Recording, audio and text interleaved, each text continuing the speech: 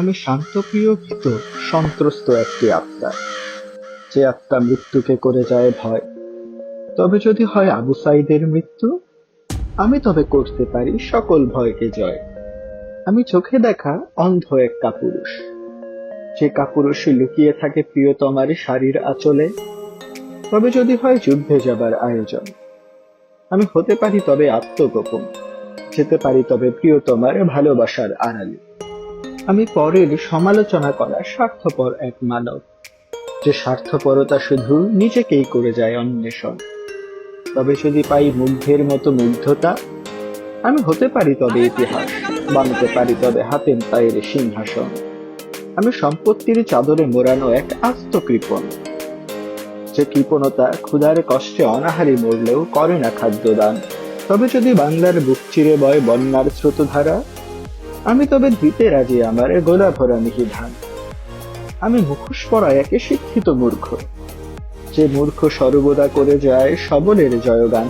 তবে যদি আসে আমার হাতে গড়া স্বাধীনতা, আমি তবে ফেরাতে পারি প্রাণ, গেয়ে যেতে পারি মৃত সত্যের আহ্বান। আমি গা ভাসাই, আমি চলি স্রোতের তালে তালে, যে স্রোত চলে কালো পিচে মোড়ানো মসৃণ সব রাস্তায়। তবে যদি হয় আমার ভাইয়ের রক্তের প্রতিশোধ, আমি তবে দৌড়তে রাজি উঁচু নিচু পাহাড়ের কাটা ভরা সভ্যতায়।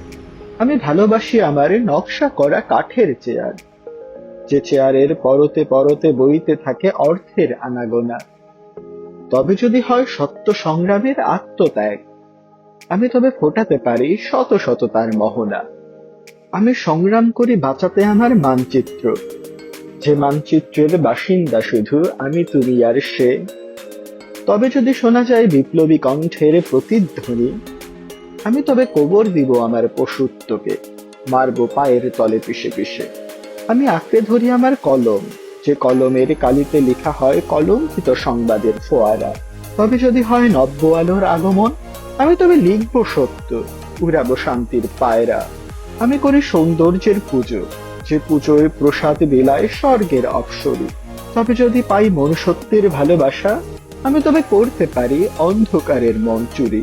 আমি সুবিধাবাদী এক অসৎ লোক, আমি থাকি সর্বদা নিয়ম ভাঙার কাতারে।